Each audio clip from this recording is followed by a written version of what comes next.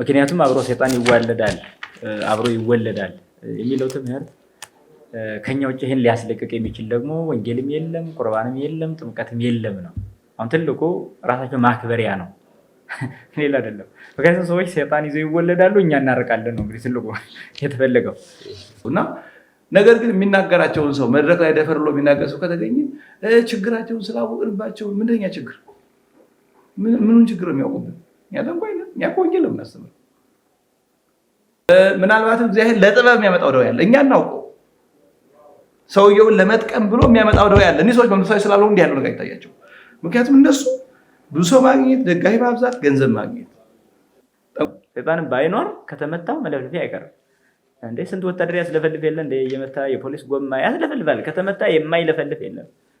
ይሄ በፍጹም ለቅቅ ያለው በል ተብሎ እኮ የሚሉ ሰዎች አሉ እኮ በጣም ሲደበደቡ ምንድነው ማድረግ ሲሉ ለቅቅ ያለው በል እኔ ዛር ነኝ ለቅቅ ያለው በል ተብለው አይቴ በየራ ለጥበብ ለልማዳቸውና የቅዱስ ሉቃስ ወንጌል ምዕራፍ 30 አሚን ይቅርታ 8 ቁጥር 30 ላይ ያለውንም ጌታም አጋንንት አወጣልኛ ከጌታችን የተማርን ነው ብለው ሁሉ እንደማጣቀሻ ይጠቀሙታልና ሌላም በዚህ በሰኔ ጎልጎታ ላይ አጋንንት ይዋለዳሉ የሚል ወይም የዛር ውላጅ የሚለውን ይጠቅሳሉና ይሄንንስ እንደው በህሲያን አስተምሯ እንዴት ትገልጻዋለች? እኔታ ያው መቼስ ሁሉም ሰው የራሱን አቋም ለማጠንከር የሚችለውን ነገር ማድረጉ ሰብአዊ ተፈጥሯዊ ነው። ጥቅስ መጥቀስ በጣም ማንኛውም መናፍቁም ይጠቅሳል ካህዲም ይጠቅሳል የራሱ አጥሞ ለራሱ እንደፈለገው እነሱም ይጠቅሳሉ። አሁን ጥቅሱን የሚሰማው ሰው ላይ ነው ችግሩ ያለው እንጂ እነሱ ስራ ስለሆነ መተዳደሪያ ነው በጣም ብዙ ገንዘብ ነው የሚያገኙት። ስለዚህ በጥቅስ ለማስደገፍ ይሞክራሉ እና ጌታ ናቸው እነሱ ጌታ ነው አጋንንት አወጣ። በመሰረቱ የወንጌል ዓላማ ምንድነው? የክርስትና ዓላማ ምንድነው? ጌታ በዮሐንስ ወንጌል ምዕራፍ 5 ላይ እንደምናገኘው መጻጉዕን 38 ዓመት ነው ሲፈውሰው አንድ ሰው ብቻ ፈውሶ ነው የተወው። ለምንድን ነው እንደዚህ ያደረገው? ለምን ይሄን ደጋግመን ተናግረን ነው። ይሄን ቃል ግን ሰው አስተውሉ። ጌታችን በጣም በርካታ ድውያን እንዳሉ ወንጌሉ ይናገራል። ከዛ መካከል አንዱን ብቻ ልድን ትወዳለህ አለው። እሺ እሱን አድኖ ሄደ። አሁን ከናባንትና የጌታችን ራእይ አንሶ ነው እነሱ ሳይራራላቸው ቀርቶ ሳያዝንላቸው ቀርቶ ነው ሳይችል ቀርቶ ነው። ለምንድን ነው ብዙ ድውያን ያን ጸበል እየጠበቁ ተኝተው አንዱን ብቻ አድኖ ሄደ? የመጣበት ዓላማ እንደሱ አይደለም። የወንጌል ዓላማ የስጋ ደዌ መፈወስ አይደለም። እነሱ አሁን የተቀሳሰው ጌታችን ድውያን ፈውሱ ሙታን አንሱ አላቸው ምናምን እሱ ራሱ ግን አንድ ድውይ ፈውሱ ይቀርንተዋቸው በዛ ነው የፈወሰበትን ቦታ አለ። ሐዋርያትም እንዲሁ ነው። አንድ መጉት ሁለት መጉት እንዲሆነ ዋና ስራ ያላደረጉትም ጌታችን የመጣው ሰው ስጋዊ ህመም እንዳይታመም ከዘላለማዊ ህመም መፈወስ አስቦ ነው የመጣው። ከዘላለማዊ ደዌ አሁን ሰው ዘላለማዊ ደዌ የሚፈወስበትን ንስሐ ግባ እሺ አይል። ታዲያ እነሱ ለቅጥፈታቸው ይኸው እየመጡ ንስሐ እየገቡ ስጋው ወደ መጀመሪያ አይቆርቡም እኮ እንደሚሉ ሰዎች አጥማቃያም እነዚህ ባታያን የሚሉ ጸጉር የሚቀጥሉት ቤተክርስቲያን የማይገቡ አብዛኞቹ ስጋው ደግሞ አይቀበሉ እና ሰው ተንኮሉን ሃይማኖት ያለብሳታል እንደሚባለው ተንኮላቸውን ሃይማኖት ማልበሳቸው ግሩም አይሆንም። ግን ሰዎቹ እግዚአብሔር የላካቸው አይደሉም። የወንጌል ዓላማም አካሄድም ይሄ አይደለም። ጥቅስ ይጠቅሳሉ። ከዛ በኋላ እኛ ደግሞ እንዲህ ስንል እነዚህ እኮ እንዲሰሩ ነው። እኛ ጠንቋይ አይደለም። ቤተክርስቲያን የለም።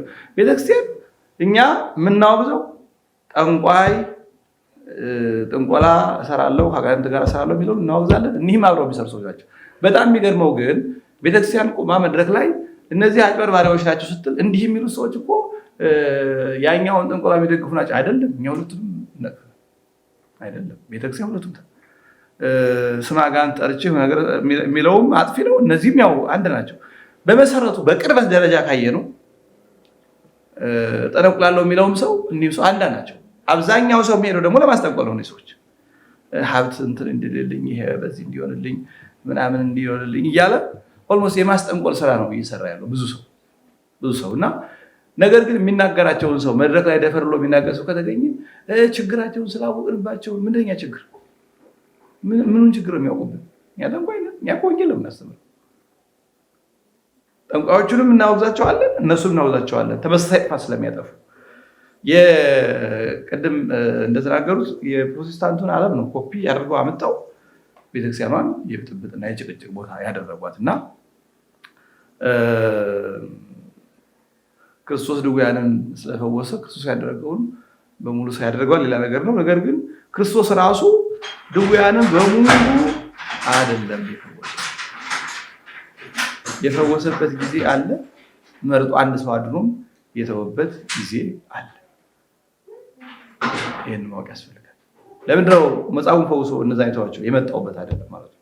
የመጣው ሕሙማነ ነፍስን በተአምራት ካመኑለት ግን ከነፍስ ባለው ሰው አይመርጥም። እምቢ ያሉት ይቀርባቸዋል እንጂ ለማስተማር ሁሉም ያስተምራል። ለመፈወስ አንድ ሰው ነው የመጣበት ዓላማ ነው። ቤተክርስቲያንም ይሄ ቋሚ ዓላማው አይደለም።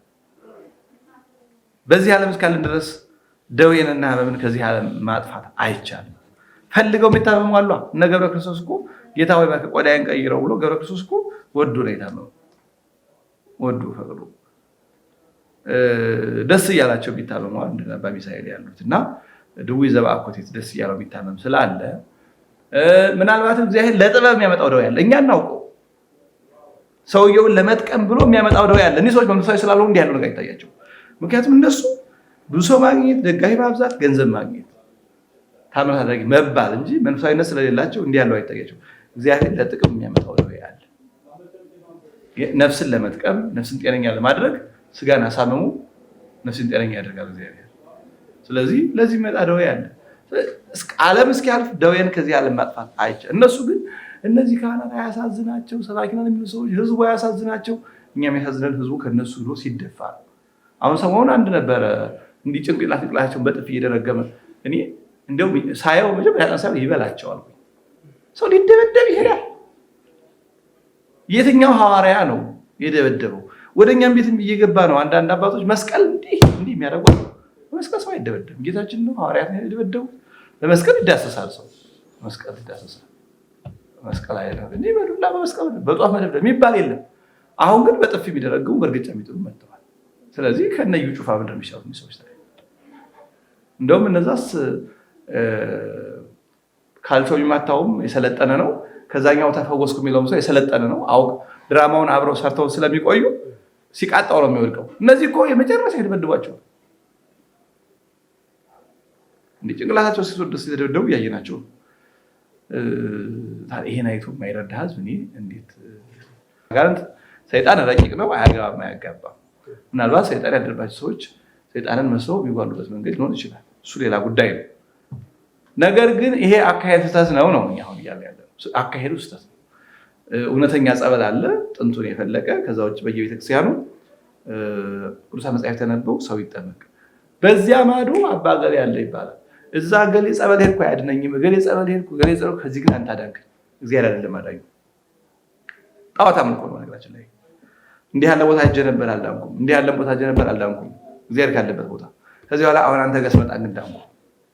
ስለዚህ አዳኙ እግዚአብሔር ለስማቸው እኔ በእግዚአብሔር ስም ነው፣ በቅዱሳን ስም ነው፣ በመላእክት እመቤታችን ስም ነው እኛ እኮ ምናምን ይላሉ እንጂ የሚያስፈልጉት ሰይጣን ግን እያለ ያለው የሆነ ቦታ ሂጅ እዛም ሂጅ እዛም ሂጅ አሁን አንተ ግን አሸነፍክ ሰውየው። ይሄ ጣዖት አምልኮ ነው። እዚህ ሄደ ሰው ጣዖት እያመለከ ጆሮውን ይሸፍን መስማት የማይፈልግ ሰው፣ ነገር ግን በግልጽ ግለሰብ ጣዖት አቁሞ በህይወት ያለ ሰው እያመለከ ነው ያለው እንጂ ነባር ጸበሎች አሉ። በቅዱሳን ስም ተጸልዮ የሚቀርብ ጸበል አለ። ይሄ እያለለ ሰው እነዛ ሰዎች ጋር ምን አለ? ሰዎቹ ጋር ምን አለ? ምንድን ነው ያለው? ስለዚህ ለምክንያታቸው የሚያነሳሳቸው ነገር ቢኖሩም አካሄዳቸው ስህተት ነው። እንደው ምዕመናን ስለ መድኃኔዓለም ብላችሁ እየሄዳችሁ የግለሰብ መጫወቻ አትሆኑ። በፕሮቴስታንቶቹ ፓስተሮች መጫወቻ የሆኑት ምዕመናን እያሳዘኑን ሳር ሲያስግጧቸው፣ እንደ ፈረስ ሲጋልቧቸው፣ በላዩ ላይ ሲራመዱባቸው፣ እርቃናቸውን ሲያስኬዷቸው እና በየአዳራሹ ሲያንከባልሏቸው በፕሮቴስታንቱ በመናፍቃኑ እያዘን ደግሞ በአጥማቂ ስም እየሄዱ ጭቃ ለጭቃ የሚንከባልሉ እኛ ምዕመናን ደግሞ ምን አለ ከእውነተኛው ጸበል ሄደው ይንከባለሉ። ከሚፈውሰው ከቅዱሳን ከገዳማት ቅዱሳን ካረፉበት እና ምዕመናን ስለ መድኃኔዓለም ብላችሁ ቢዝነስ ሰሪዎች አሉ፣ አስተባባሪዎች አሉ፣ የተደራጁ አሉ። ሊንኩ በጣም ሰፊ ነው። ከተማ ውስጥ ቀስቃሾች አሉ፣ ገንዘብ ቋሚ የሚከፈላቸው በትራንስፖርት የሚያዘዋውሩ ስለዛ ነገር የሚያወሩ የሚዲያ ሰዎች አሉ። በየቲክቶኩ በየቴሌግራሙ በየዩቲዩብ ጉዳዩ የሚያሰራጩ ኔትወርኩ ሰፊ ነው እና የሚገባውን ገንዘብ በጋራ ነው የሚከፋፈሉት እና በእነዚህ ደላሎችም እየተደለሉ የሚሄዱ ሰዎች ስላሉ ምዕመናን በሐሰተኛ በአጋንንት ደላሎች ተደልለን ወደ አጋንንት መሄድ የለብንም እና ከዚህ ራሳችን መጠበቅ አለብን ነው ማለት ነው። እግዚአብሔር ይስጥልን። ምናልባት እዚህ ጋር ተያይዞ የኔታ መዝገበ አንድ አባት ብቃቱ ቤተክርስቲያን መስክራለት ገድል ጽፋ በስንክሳር አስፈራ ቅድስናውን ሳታውጅ በአካለ ሥጋ ሆኖ እንዲዘመርለት መልክ እንዲጻፍለት ምዕመናን ቅዱሳን እንዲያውጁለት ቢደረግ ትክክል ነው ወይ? እንዲህ አይነት ነገሮች እየተስተዋሉ የመጡበት ሁኔታ ስላለ እና የብቃቱ ማረጋገጫ ምዕመናን ናቸው መመስከር ያለባቸው ወይ አንድን አባት እና እየሆነም ያለ እሱ ስለሆነ በዚህ ጉዳይ እንዲሁ ቤተክርስቲያን ምንድን ነው አስተምህሯ? እስኪ ምናልባት ይህን ከማየት በፊት በተለይ ዛር ውላጅ የሚባለውን አንዱ ሰይጣን አብሮ ይወለዳል የሚል አስተምሯቸው በጣም መታየት አለበት። ምክንያቱም አብሮ ሰይጣን ይዋለዳል አብሮ ይወለዳል የሚለው ትምህርት ከኛ ውጭ ይህን ሊያስለቅቅ የሚችል ደግሞ ወንጌልም የለም፣ ቁርባንም የለም፣ ጥምቀትም የለም ነው። አሁን ትልቁ ራሳቸው ማክበሪያ ነው፣ ሌላ አይደለም። ምክንያቱም ሰዎች ሰይጣን ይዘው ይወለዳሉ፣ እኛ እናርቃለን ነው እንግዲህ ትልቁ የተፈለገው አይደለም። ሰው ሰይጣን ይዞ አይወለድም። እንደዛ ከሆነ ተጠያቂ አይደለም ሰውየው። ምክንያቱም ሰይጣን አብሮት የሚወለድ ከሆነ እንዲወለድ ያደረገው እግዚአብሔር ሰውየውም በሰይጣን ማህደርነት ስለፈጠረው ተጠያቂ ሊሆን የሚችለው እግዚአብሔር ነው ሊሆን የሚችል እንጂ ሰይጣን አብሮ ከኔ ጋር ከተወለደ እኔ ሰይጣን ማራቅ አልችልም ባጭሩ ማለት። ሌላም ሰው ሊያርቅልኝ አይችልም። ምክንያቱም እግዚአብሔር እኔ ጋር አብሮ እንዲወለድ አድርጎታል። ሰው የሚወለደው ከአባት ዘር ከእናት ደም ነው። በቃ ከዚህ ተዋህዶ ነው። በቃ ያዕቁር ማየ በማህፀን ወያረግ ከመ ይኩን ሥጋ ነው። በቃ የአስር በአስራ ወያጸን በአምትንት ይህልቁ አስርተ የአምር ልብ ወይፈትን ኩልያተ። በሰለስቱ ምዕት ቅዳሴ ላይ ውሃን በማህፀን ይቋጥራል ሥጋ እንዲሆን ያደርገዋል። እንግዲህ ያረገዋል ይላል። አርግቶ ሥጋ ያደርገዋል። ውሃን ከወንድ የሚገኝ ጠብታን በሴት ማህፀን ደም ጋራ አዋህዶ ምን ያደርገዋል? ያረገዋል። አርግቶ ሥጋ ያደርገዋል። ይህንን ምን ያደርገዋል? የአስር በአስራው በስር ያስረዋል። ያጸን በአምትንት ወያጸን በአምትንት በጅማት ያጠነክረዋል ይላል። ስለዚህ ይሄ ተፈጥሯዊ መንገዳችን በዚህ መልክ ነው። ነፍስም የምትከፈለው ከእናት ከአባት ነው። ሥጋም የሚገኘው ከእናት ከአባት ነው። ታዲያ በዚህ ውስጥ ሰይጣን አብሮ ይወለዳል የሚባል ትምህርት የለንም። ታዲያ ሰዎቹ የሚኖሩበት የወላጆቹ ኑሮ ግን ወደ ልጅ የሚተላለፍ ኃጢአት ወይም ወደ ልጅ የሚተላለፍ የሰይጣን መስመርን ግን ትተው ሊሄዱ ይችላሉ። ያ ማለት ከተወለደ በኋላ ለምሳሌ ወላጆቹ ሲገብሩለት የነበረ ሰይጣን ወላጆቹ ሲሞቱ ወደ ልጆች ሊተላለፍ ይችላል። አለቀ። ይህ ማለት ገባሪ ይፈልጋል ማለት ነው ባጭሩ። ይህንን ግብር ደግሞ ያስለመዱ ሰዎች ናቸው ጥፋተኞቹ እንጂ ልጁ አይደለም። ታዲያ ልጁ ላይ የሚተላለፍ ሲባል በመውለድ ሳይሆን የሚተላለፈው ልክ አንድ አባት ወይም አንዲት እናት ከሰይጣን ጋር ቃል ተገባብተው ሲገብሩ የሚኖሩ ይሄ ዛር የሚባል በተለያዩ ሁኔታዎች ለሱ ዶሮ በግ ምናምን ያስለምዳሉ። ይህንን ከዛ ቤት የለመደ ሰይጣን እነዚህ ሰዎች ሲሞቱ ቀጥታ መጥቶ የሚያንቃቸው እነዚህ ሊሆን ይችላል። ያ ማለት በዛኛው በተፈጥሮ አይደለም ይሄ ነገር ግን ከለመደው ቤት ስለሚፈልግ ነው። ታዲያ ይህንን ማሸነፍ የሚቻለው ደግሞ በምንድነው? በክርስትና ነው የነበረው። ከወላጆች የቀረ ነው። አሁን በልጆች ግን ምንድነው ማድረግ ያለብኝ እንዲህ አይነት ከመጣብኝ ካለ ሰው በእግዚአብሔር እምነት ነው ማሸነፍ የሚችለው እንጂ ሂዶ ዝም ብሎ ዛር ነህ ና ወጣ ተብሎ በመቁጠሪ በመደብደብ እንዲህ ዝም ብሎ በጥፊ በመደብ እንደዛ አይደለም። እንደዛማ ከሆነ ዝም ብዬ እለፈልፋለሁ። ሰይጣንም ባይኖር ከተመታው መለፍለፌ አይቀርም። ስንት ወታደር ያስለፈልፍ የለ እየመታ የፖሊስ ጎማ ያስለፈልፋል። ከተመታ የማይለፈልፍ የለም። ይሄ በፍጹም ለቅቅ ያለው በል ተብሎ እኮ የሚሉ ሰዎች አሉ እኮ። በጣም ሲደበደቡ ምንድነው ማድረግ ሲሉ ለቅቅ ያለው በል እኔ ዛር ነኝ ለቅቅ ያለው በል ተብለው ለቅቅ ያለው እያሉ ራሳቸውን ከራሳቸው እየለቀቁ አይነት የሆነ የሚሰራ ድራማ ሁሉ ነው ያለው። ይሄ በጣም መታሰብ ያለበት ትልቁ ጉዳይ ነው። ስለዚህ ይሄን ታዲያ በእንደዚህ አይነት ከወላጆች የለመደውን ከልጆች ቢፈልግና ልጆች ቢታመሙ ምን ይደረግ ከተባለ እግዚአብሔር ቸር ነው። ወደ እግዚአብሔር አልቅሶ ማን ነው መፍትሄ ያላገኘ? እስኪ ፈርህዎ ለእግዚአብሔር ኩልክሙ ቅዱሳን እስመ አልቦሙ ተጽናዕ ስለለ ይፈርህዎ። ይሄ እኮ ነው የተነገረን በመጽሐፍ ቅዱስ። ሁላችሁም ምዕመናን፣ ሁላችሁም ቅዱሳን አለ እግዚአብሔርን ፍሩት። እግዚአብሔርን በሚፈሩ ሰዎች እንግዲህ ችግር የለባቸውም ተብሎ ተነግሯል።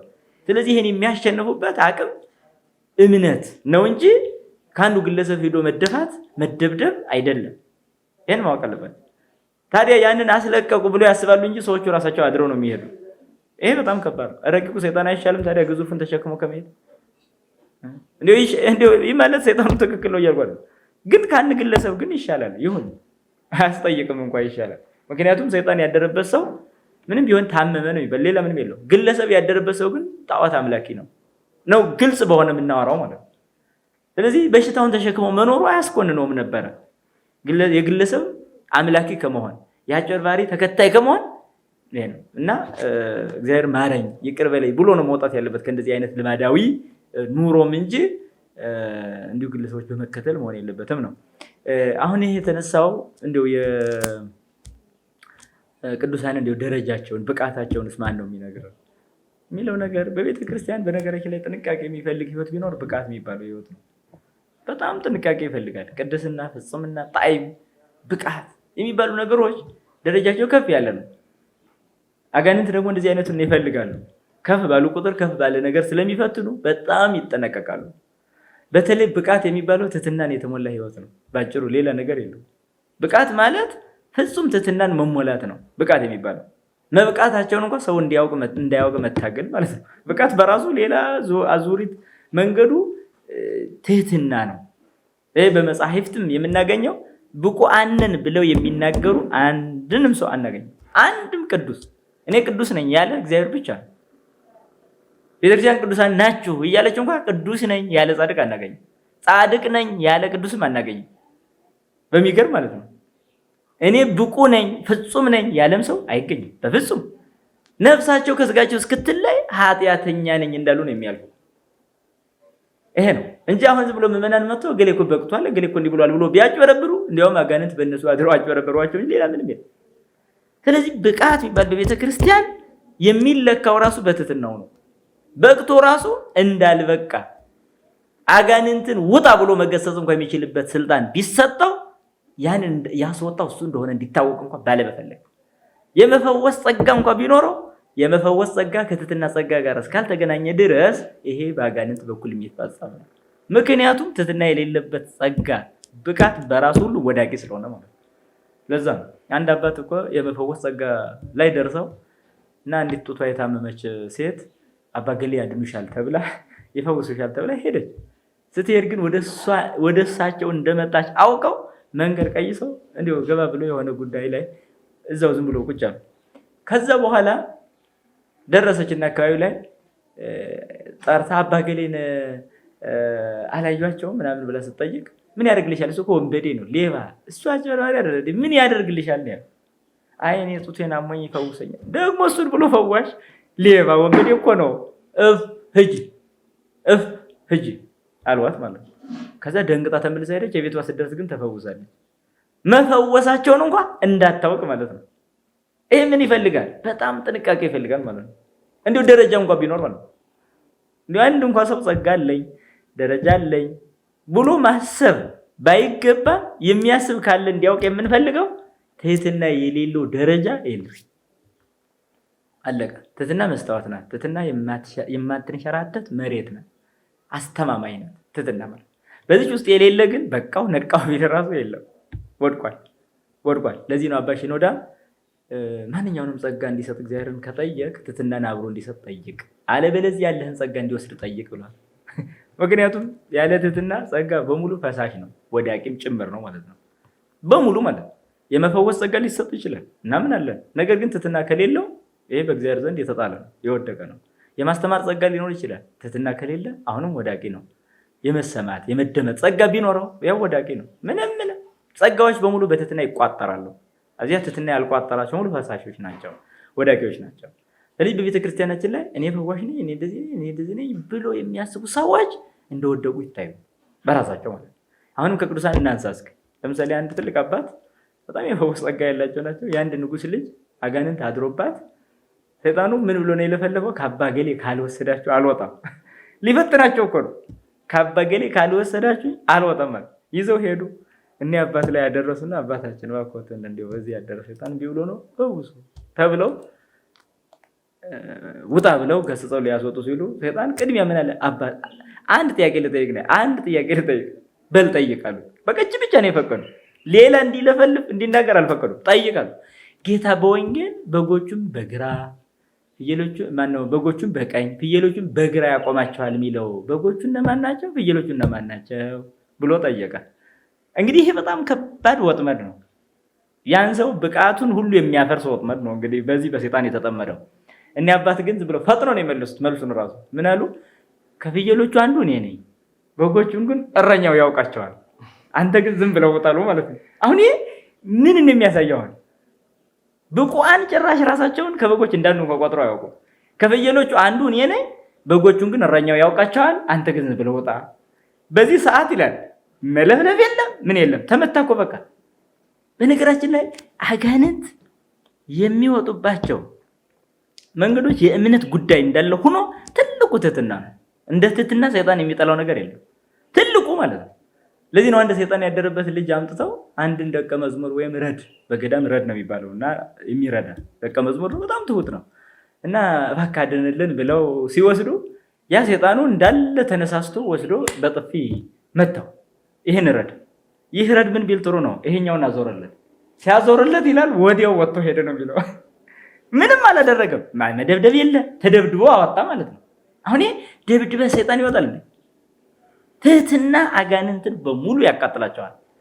ታዲያ አሁን የምናየው ግን ትህትና የለሾች ናቸው። እንኳን አይደለም ሌላ ብቃት አይደለም አይተውተረ ወይ ብቃት እናንተ ብቃት እንዲቀላል እንዲህ ነገር ነውና እንዲህ ዝም ብለህ ከከተማ ብድግ ብለህ ፀጉር አሳድገህ ምን ብለህ ወይም የሆነ ቀጥለህ ዝም ብለህ ሰው ህዝብ ስታጭበረብር ገንዘብ ስትሰበስብ መኖር ብቃት ምንኛ ቀለለ እናንተ ሰው።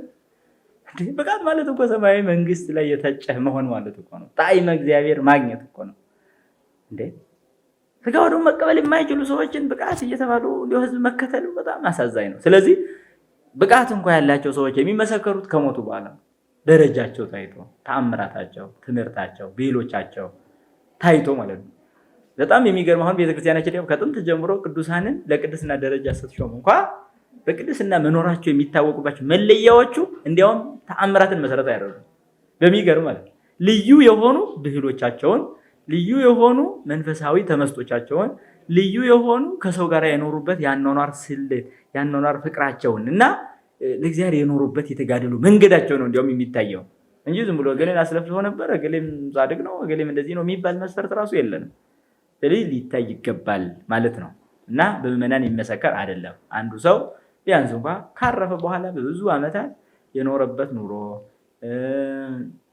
በሞቱ በህይወቱ የታዩት አምራትም ካሉ እንዲሁ እንደ ትንሹ እና ያሳለፈው ተጋድሎ ታይቶ ነው ቅዱስናው ራሱ ይሄ በዚህ መስፈርት ከዚህ መጽሐፍ ቅዱስ ጋር የተገናኘ ህይወት ስለኖረ ይሄ ነው ተብሎ ቅዱስ የሚባለው እንጂ ብሎ አሁን ጀምሮ ዝም ብሎ በቆሙ በቃ ገል የሚጻፍላቸው መልክ የሚደረስላቸው ሰዎች እኮ እየተፈጠሩ ነው። ዝም ብሎ ማለት ነው በቃ ይኸው ደራሲ ነኝ ባይው ማሽቀባል ተደረሰልኝ የሚለውም ውንብድና ነው። የቅዱሳኑ ቦታ አለኝ ብሎ በማሰብ ራሱ መቀማት ነው። እንደዚህ አይነት ነገር ባይኖር እንደኛም ባናገር ደስ ይለን ነበር እኮ ግን እውነት ይሄን አሁን መናገር እኛም እናፍራለንም እና ያሳዝናልም። እና የምትሰሙ ምዕመናን በህይወታችሁ እንደዚህ አይነት ህይወታችሁ ላይ ጣልቃ የሚገባ የግለሰቦች እንዲያው ስምሪት እንዳያጠቃችሁ በጣም ብትጠነቀቁ ደስ ይለናል። በሽታ እንኳን ቢኖርባችሁ ብትሞቱ ምረጡ ባካችሁ። በቃ እግዚአብሔር ነው የፈጠረኝ፣ እግዚአብሔር ያድነኝ፣ እግዚአብሔር ይፈውሰኝ በሚል እንደው በጸበሉ በእምነቱ ነው እንጂ መማፀን እንደው ግለሰቦች ይደብድቡኝ ብላችሁ እንደው ሄዳችሁ መደብደብና በእነሱ አጋንንት ላይ እንደገና ያው በእናንተ ህይወታችሁ ቢበላሽ በጣም ነገም ያው እንፋረዳለን። እኛ ዙሩ አሁን ብቻ አይደለም የምንናገረው፣ በጣም ብንጠነቀቅ ጥሩ ነው ምዕመናን። በጣም የመጨረሻ ጥያቄ የሚሆነው ምንድነው ምናልባት አሁን ይሄኛውን በድለላ ስራ ሁሉ ነው የሚሰሩት። ቅድም ሲወራ እንደነበረው የአጥማቂያን ጉዳይ እንዲሁ በተለይ አሁን ደግሞ ስር በመማስ ቅጠል በመበጠስም አሁን በተለይ የቤተ ክህነት ሰዎችም ምናልባት እንግዲህ የቤተ ክህነት ሰዎች የሚለውን እንግዲህ አንደር ኮቴሽን እናስቀምጠውና በዛ ልክ ሆነው ሁለታቸውም በምንድነው ኮላቦሬቲቭ ሆነው ነው የሚሰሩት። በተለይ የዚህ በዛ ደረጃ ማለት በድለላ ነው የሚሰሩት ስራውን እና በዚህ ደረጃ ለምሳሌ የዘቢብ ከውሃ ጋር ቀላቅላችሁ ጠጡ ትፈወሳላችሁ ምናምን የሚለው ሀሳብ አለ። የዚህኛውም ደግሞ የስር የሚበጥሰው እንደገና ደግሞ ቤተክርስቲያኒቷ ያልወከለቻቸው መርጌታ ነን ካህን ነን እንዲህ በማለት ቤተክርስቲያንን ስሟንም የሚያጎድፉ ሰዎች በጣም እየተበራከቱ መጥተዋል። አሁን እንዲሁም በተለይ በዚህ በቴሌግራም እንዲሁ እነሱ ናቸው አጠቃላይ ህዝቡ እነሱ ጋር ነው ያለው።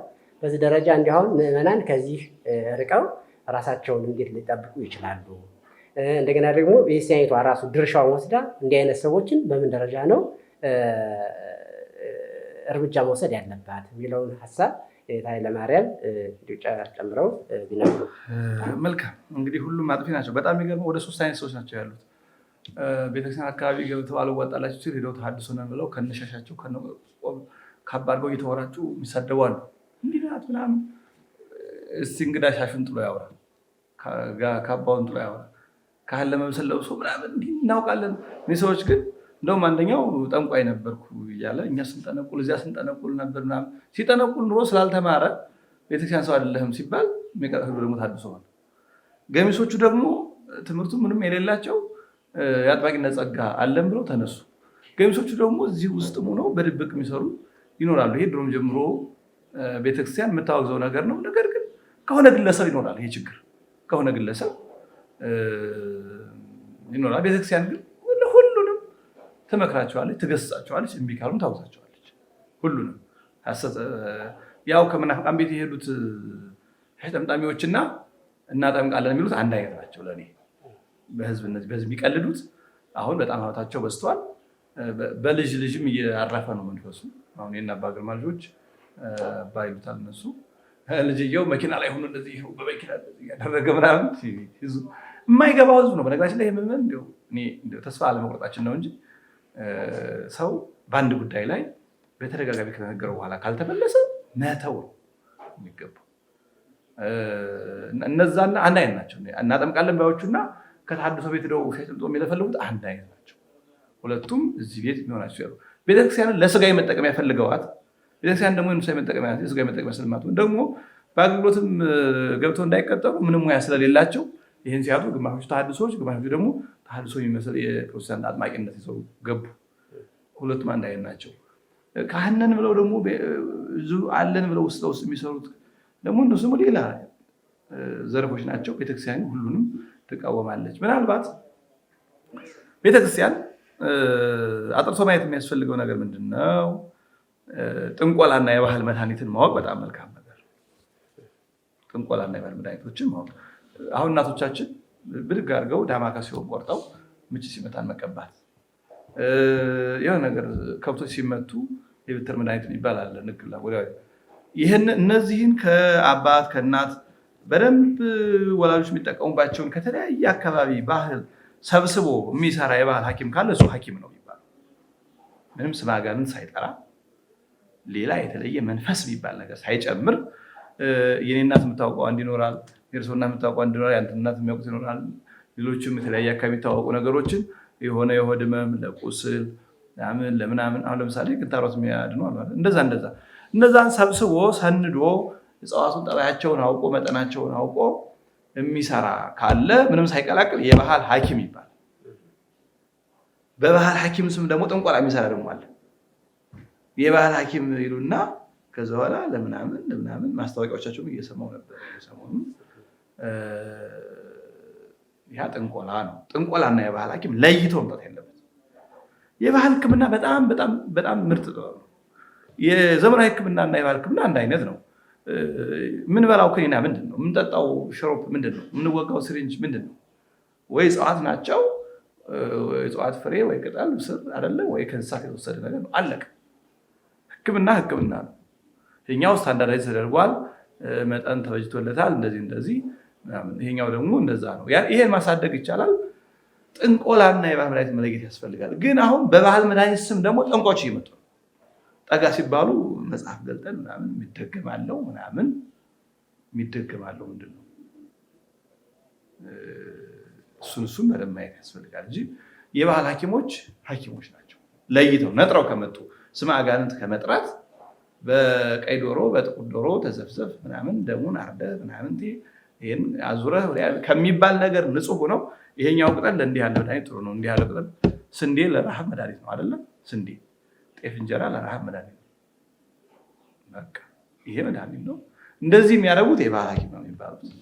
ይህንን ምዕመን ደግሞ ለይቱ ማውጣት ግን የኛ ምዕመን አስጠንቋይነት ጠባይ አለበት። እኔ እንዳየሁት እኔ ስለ አጥማቂዎች ቀደም ብያቃ ብዙ ጊዜ ረጅም ሰዓት ይንጡልን የሚሉ ሰዎች ህመምተኞች አይደሉም። የሆነ ሆቴል ያላቸው ሆቴላችንን ብዙ እንዲሸጥ ያደርጉልናል፣ ንግድ ያፋጥናሉ፣ የሆነ ሌላም ነገር ያሏቸው መጥተው ቤታችን እንዲያደርጉ የሚሉ ሰዎች እኔ ስፖንሰር አደርጋለሁ ይምጡ ምናምን። አልታመመም ሰውየው እኮ እና አብዛኛው ሰው ወደ ባህል ሐኪምም ሲሄድ ሰው የማስጠንቆል ጠባይ ይዘዛል። አስጠንቋይነትም ጠንቋይነትም የሰይጣን ነው። እግዚአብሔር የፈጠራቸውን እጽዋት ተመስገን ጌታዬ ብለን ስንዴውን ዳቦውን በልተን ተመስገን ብለን ረሃብ እንደምናስወግድበት ሌላውን ቅጠል ብድግ አድርገን ቀብተን ከደዌያችን አድነን ይሄን የፈጠር ተመስገን የምንልበት ይሄ ሕክምና ነው የሚባለው። እና ሰው ይሄን ለይቶ ቢያይ ጥሩ ነው። ቤተ ክህነት ይሄን ይቆጣጠር። እንግዲህ ቤተ ክህነትማ ቢሰራ ከዚህ ሁሉ ጭቅጭቅ አንገባም ነበር። ቤተ ክህነት እንግዲህ ያው ብዙ አስተዳደራችን አለመጠንከሩ ብዙ ነገሮች ክፍተት ተፈጥረዋል። ምናልባት በጊዜ ሂደት እየጠነከረ ይሄ ሊፈታ ይችል ይሆናል። አሁን ግን የሚፈታበት ደረጃ ላይ አይደለም። በግለሰብ ደረጃ ነው። በጣም ብዙ ናቸው፣ በየአቅጣጫው ነው ያሉት። ለቁጥጥር ምቹ አይደሉም። ከዚህ ተነስቶ ቤተ ክህነትን በትንሽ ላንወቅስ እንችላለን። ምዕመኑ አይረዳም ወይ? ምንድነው እየሄደ ከማንም ካገኘው ከዛፍ ስር ከድንጋግር የሚሰግደው? ለምንድን ነው ምዕመኑ ምን ነካው? ቤተክርስቲያን ያለች አይደለ? እነዛ ሰዎች እኮ እኛ ለመንፈሳዊ ነው ካሉ በቃ እያንዳንዱ ምዕመን አንድ አጥቢያ ያለው አንድ ንስሐ አባት አለው። በቃ ክርስቶስ አንድ ነው። ይሄን አምኖ በየአጥቢያው ይገለገል። ለበረከት በየገዳማቱ ሂዶ እውነተኛ ገዳማት ስርዓተ ገዳም ከጠበቁ ገዳማት ሂዶ አገልግሎ በረከት ተቀብሎ አንድ ሳምንት ቆይቶ መምጣት ይቻላል እንጂ ከአሜሪካ ስዊድን፣ ከስዊድን እንትና ከአውሮፓ እስያ የሚዘዋወሩ ባለሀብቶችን ገንዘብ ሰብሳቢዎችን እየተከተለ ራሴን አጠፋለሁ የሚል መመን ካለ እኛ እንግዲህ በጣም እናዝናለን። ነገር ግን መቼስ የሹም ሰነፍ ባይለፈልፍ ይባላልና በየጊዜው አንድም ሰው ሁለትም ሰው የሚድን ስላለ ለዛ ነው ይህን ነገር እስካሁን የምንደጋግመው። በተለይ ወጣቱ ትውልድ የሰይጣን መጫወቻ፣ የመናፍቃን መጫወቻ፣ የሰይጣን ማደሪያዎች ሰዎች መጫወቻና ድራማ መስሪያ መሆን የለበትም። ይምጣ፣ ይማር፣ ሃይማኖቱን ይወቅ፣ ከእግዚአብሔር ጋር ይኑር፣ መንግስተ ሰማያት ይውረስ። የቤተክርስቲያን ትምህርት ነው እንጂ ከዚህ ውጭ ያለ ቤተክርስቲያን አይደለም። ስትልን ያው እንግዲህ ወደ መጨረሻ እያጠቃለልን ነው።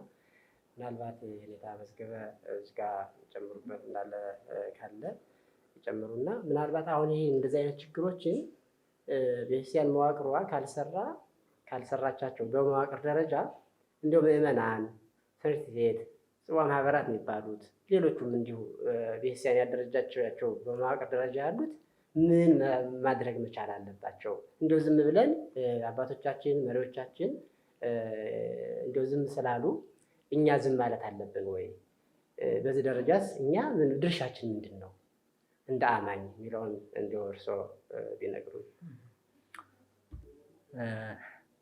እኔ መጀመሪያ ሰው ማወቅ አለበት ምለው መሰረታዊ የፈጠረውን ወደ ማወቅ መምጣት አለበት። አሁን ምዕመናን እውቀት ያስፈልጋቸዋል። ህዝቤ እውቀት ከማጣቱ የተነሳ ጠፋ ነው የሚለው በነቢዩ አድሮ እግዚአብሔር ነው። ህዝቤ እውቀት ከማጣቱ የተነሳ ጠፋ። ስለዚህ አሁን ብዙ ህዝብ ስንመለከት ለአጭበርባሪያን ተንበርካኪ ሲሆን ስናየው እውቀት ማጣት ነው። ሲታመም ምን መሆን እንዳለበት ራሱ እውቀት ያስፈልጋል። ለመፈወስ ራሱ አለመፈወስንም መቀበል የሚችልበት እውቀት ያስፈልጋል።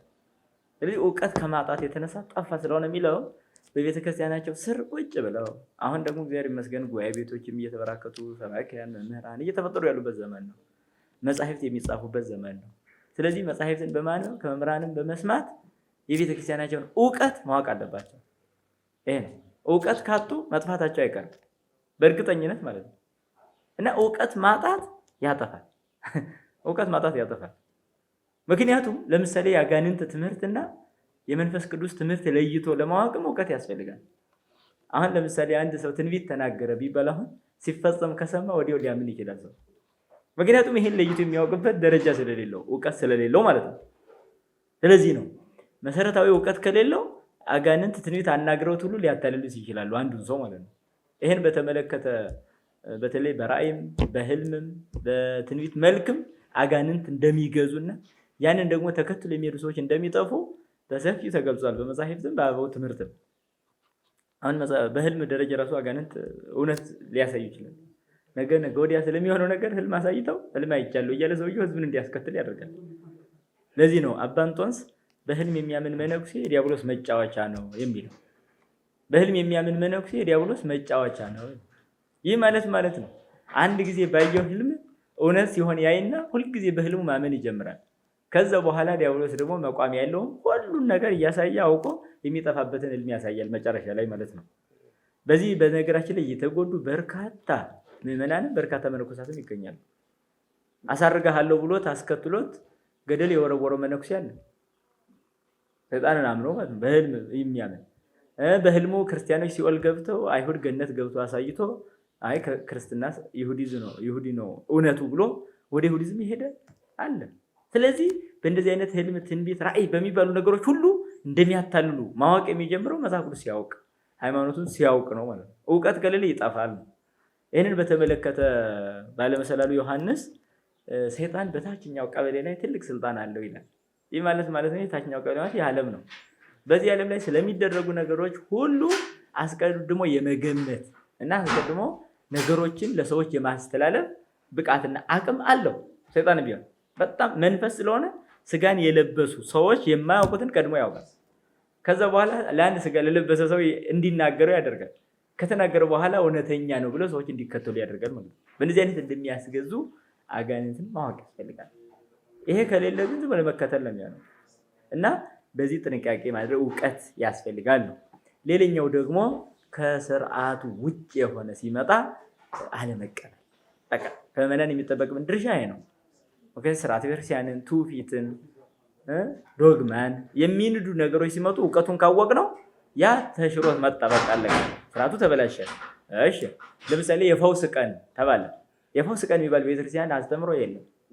ስለዚህ ይሄ ሲበላሽ ማወቅ አለበት። የፈውስ ቀን ብሎ ማለት የፕሮቴስታንቶች ነው እንጂ ኦርቶዶክስ አይደለም። ሲጀመር ሁልጊዜ የፈውስ ዘመን ነው የቤተክርስቲያን። ያ ማለት የነፍስ ፈውሳችን የምናገኝባት ቤተክርስቲያን ናት። ድነታችን የምናገኝባት፣ በስጋችን ስንታመን ደግሞ ደዌው ራሱ ለጽድቅ እንደሚሆን አምነንም የምንቀበልባት ቤተክርስቲያን ናት። ስለተፈወሰ ሊጸድቅ ስላልተፈወሰ ሊኮነን አይደለም። ይሄ በጣም መታወቅ አለበት። ሐዋርያው ቅዱስ ጳውሎስ ፈዋሽ ነው፣ ነገር ግን ታማሚ ነበር። ቅዱስ ጴጥሮስ በጥላ ይፈውሳል፣ ግን ታማሚ ነበር።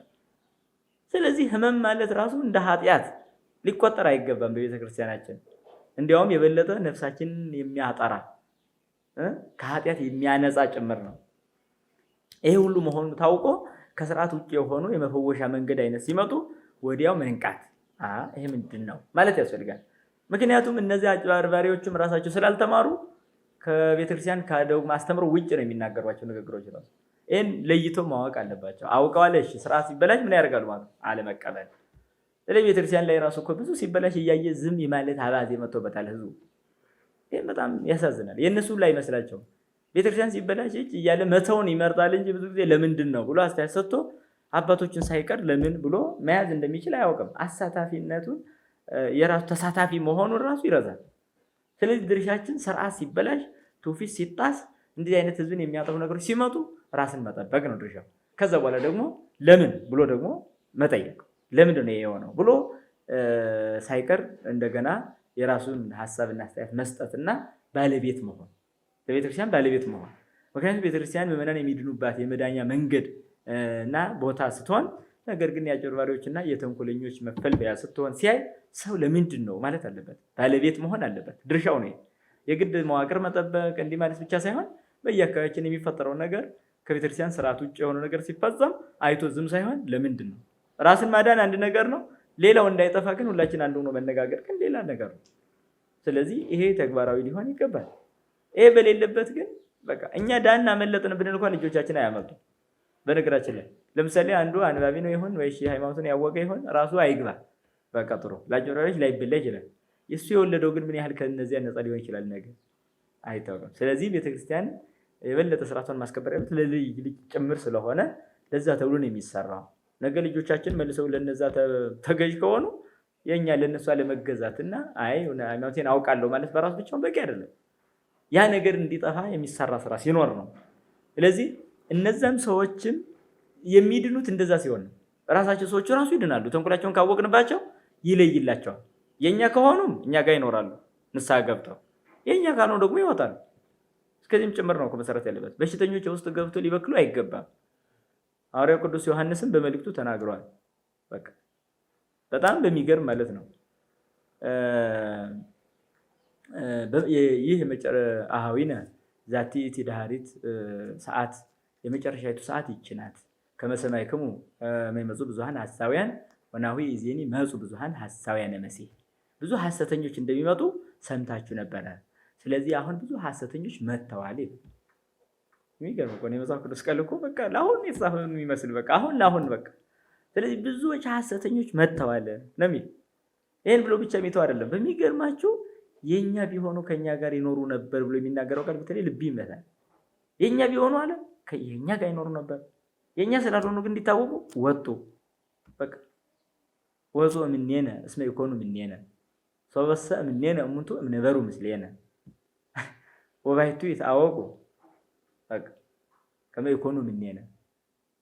ይገርም እኮ የኛ ቢሆኑ እኛ ጋር በኖሩ ነበር አለ። አሁንም እነዚህ ሰዎች አሁን ተው ህግ ይሁን ምን እየጠፋ ነው ቢባሉ አሁን እኩሌቶቹ የሚሄዱ ናቸው። የኛ ላይ ሆኑ እንደሚችሉ የታወቀ ነው። የኛ የሆኑት ንስሐ ገብተው እንዲድኑ ማድረግ የቤተክርስቲያን ድርሻ ነው። አንድንም ካሉ ግን ምን ይደረጋል? የግድ ያው ማይድንን አካል እኮ የምንቆርጠው እኮ ጠልተን አይደለም አልድን ስላለ ነው። ስለዚህ ሰውን ከቤተክርስቲያን እንዲወጣ ሲደረግ እየተለቀሰ ነው የሚወጣው እንጂ ጠልተነው ገፍተነው እንዳልሆነ መታወቅ አለበት። ስለዚህ የኛ ድርሻ ለምን ማለት በራሱ የምኑ ድርሻ መሆን አለበት ከመዋቅሩ በተጨማሪ ማለት ነው። እንዲህ ችግሮች መኖሩን ራሱ የማጥናት አቅሙ ትንሽ አናሳ ነው ያለንበት። የአስተዳደር ድክመት በጣም እሱ ነው ፈተናው። ግን ከምዕመናን የሚጠበቀው ግን አንደኛ እውቀት ያስፈልጋል። ሁለተኛ ስርዓቶች ሲበላሹ ለይቶ ማየት ያስፈልጋል። ሶስተኛ ደግሞ ለምን ማለትና የባለቤትነት ስሜት ያስፈልጋል። የባለቤትነት ስሜት ያስፈልጋል። ራስን ከመጠበቅ ጋር ይህ ሁሉ አስፈላጊ ነው እንላለን። እሺ እንግዲህ ቃል ያሰማልን ለመምህሮቻችን ያው የነበረ